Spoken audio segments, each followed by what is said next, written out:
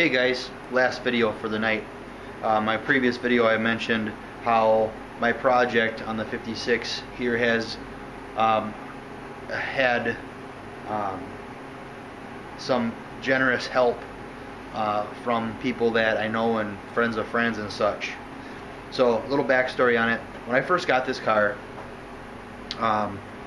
it was a basket case, and it came with a bunch of parts, and the whole inside of the car was full of parts. If you go back in videos, you'll see all that stuff, and I sorted and the best I could and everything.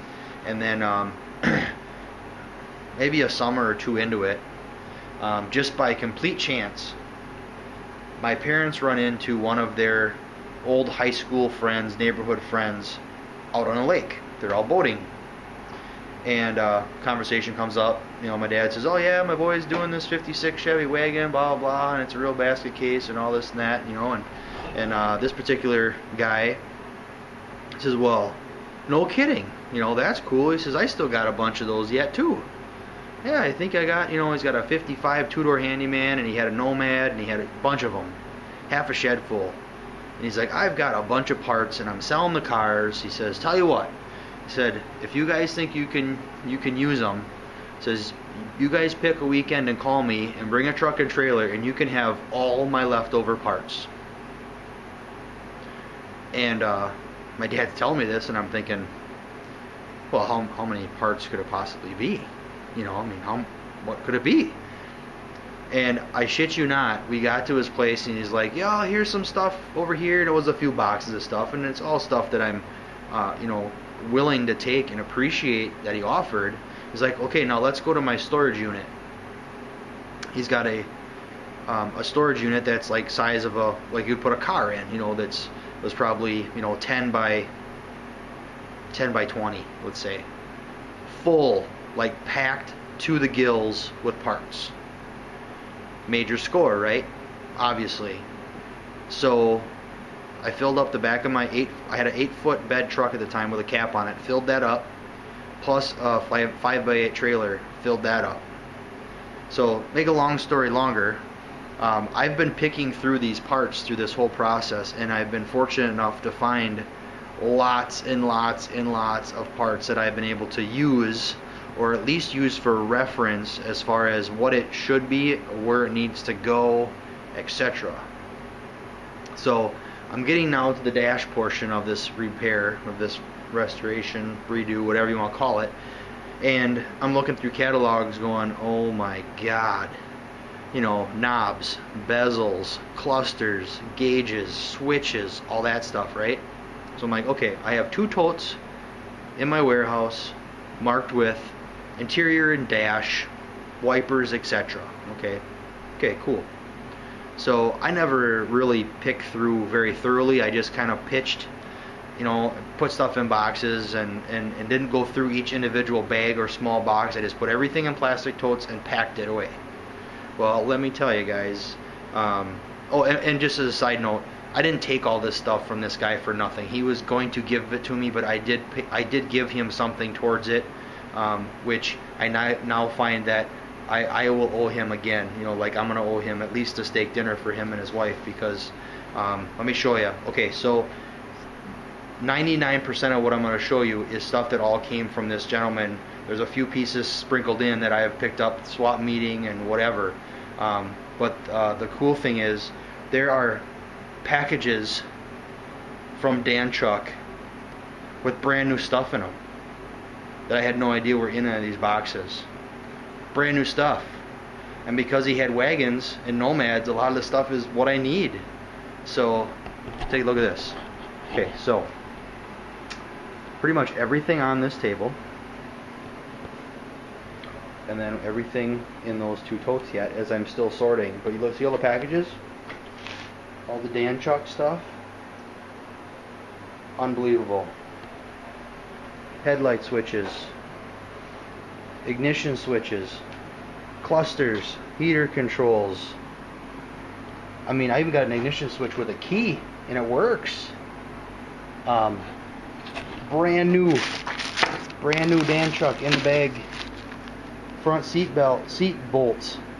Not that I couldn't buy bolts. I would have, but these are cool. They got the right washers and stuff on them. The rear bumpers The rear bumper snubbers for the rear seat. Awesome. Grommet for the firewall. I mean, all this stuff, and then a whole bag full of used bezels, I guess you'd call them. They're not all great, but they're better than what I got, which is nothing.